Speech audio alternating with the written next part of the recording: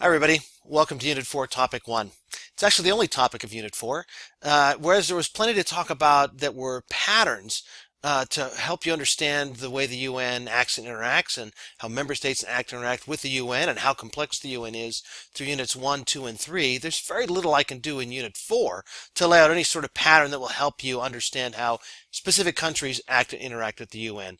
I mean, we've already laid out the concept of sovereignty over benefits and the way that individual countries might make decisions on what to do with the UN, but to actually dive into specific countries, that's got to be done on an individual basis. So I'm going to set up sort of a conversation today about things we're going to look at in Unit 4, and then a whole series of activities and assignments to walk you through these things, but it's really the onus will be on you to study the UN and your country together, how they specifically interact. You'll find that the list of countries you have to choose from is not as comprehensive as you might have hoped. What I've done is either take away countries that are so large that they don't have the three parts that I'm looking at for you today, the in, the at, and the with, or they're so small or so undeveloped at the UN that they don't have enough online resources for you to tackle. That doesn't mean that they don't value the UN or don't do a lot of extra work, but I'm trying to make the work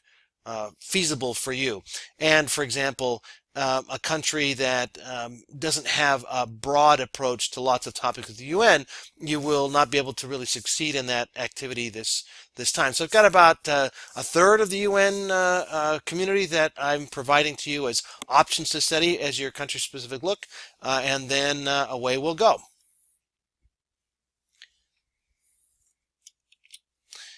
So in, at, and with are the boxes in which I'm going to have you look at your country-specific look. This is just a photo of the Great Hall of the General Assembly at the United Nations headquarters in New York. It's a pretty cool place.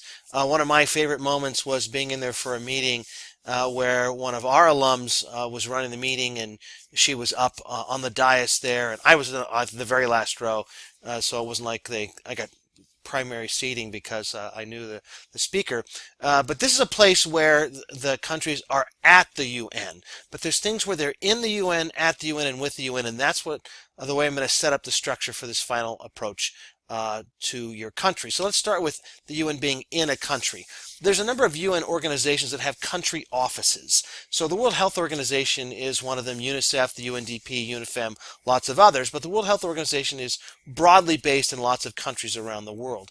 And then they partner with countries to figure out what sort of programs the World Health Organization should run in those countries. So it isn't that the UN, this is going to be a little tricky. So on the one hand, we've already said that domestic jurisdiction that's in the Charter prohibits the UN from doing much in a country.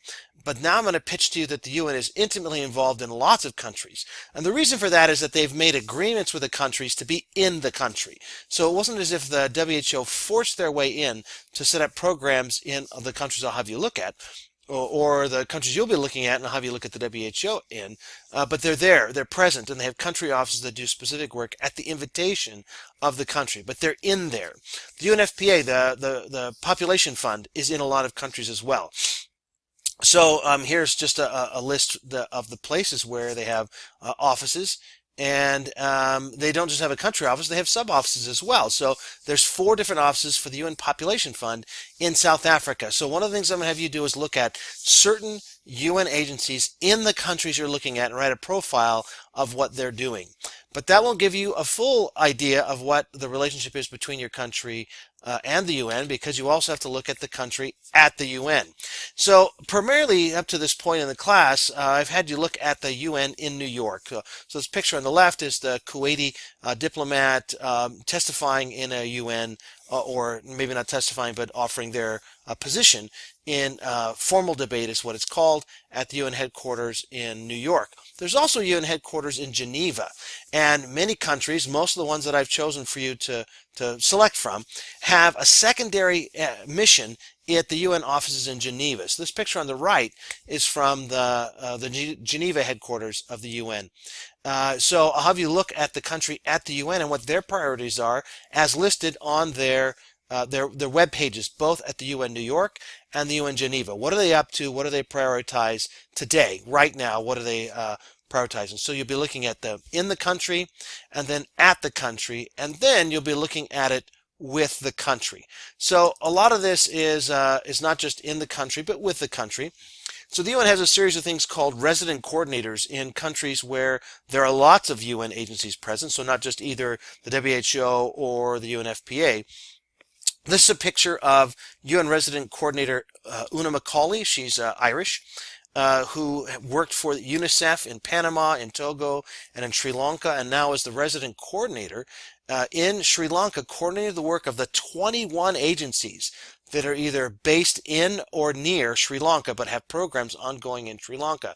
Her job is to coordinate with the country. So she coordinates all 21 of those agencies and then with the Sri Lankans. This is her presenting her credentials to the Minister of Foreign Affairs, Mangala Samarawira. And so they're a partnership.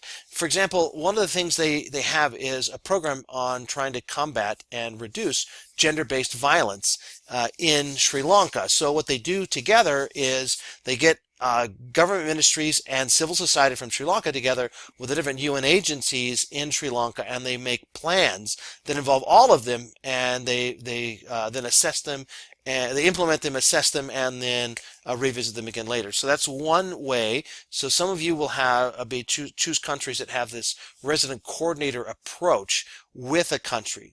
Others might not have things where the UN is particularly present to coordinate UN agency programs, but partner with the country to do interesting things. For example, Iceland has a series of training programs that they host, and this is a map that shows, so the geothermal program was set up in partnership between Iceland and something called the UN University in 1979, and so they bring people from different areas of the world who might be able to develop geothermal sectors in their country or to improve them to Iceland for training. So that's gone on. This is a map that shows where they came from 79 to 2006. You can see the map with the numbers listed there are the numbers of people from those countries who went to Iceland to be trained jointly by the UN and by Iceland. And Iceland has a fisheries training program, a land restoration program, and a gender equality program, all set up to partner with the UN. So this would be a with the country. So you're going to look at the UN in a country, at a country at the UN, and then the UN with a country. But as far as having a takeaway, I don't have one for you. You're going to have them for me. One of the great things about my job in the Martin Institute and the Program International Studies is a lot of the stuff we structure ends up with students having an individual ability to apply the stuff that we've taught, the patterns that we lay out, and then provide us back information, either policy recommendations about ongoing issues around the world, or in this case, what countries are up to at the UN. And so the takeaways will be for me. I'll be able to take away information that you provide me, both through your series of 6 profiles that I'll have you write, and then the final summary paper, the synthesis paper about the country's relation in, at, and with the UN. And that'll be for me. So you'll have to ask me later what my takeaway is on your study of your country at the UN. I wish you luck. I hope that as you walk through this part that is individualized and self-directed and self-paced up to the end of the semester, that you take advantage of having my email and my phone number and knowing my office location and not waiting until it's too late to ask questions if there's anything you don't understand. So good luck. I hope you've enjoyed this. I've enjoyed working with you, and I look forward to learning more from your profiles of countries in, with, and at the UN.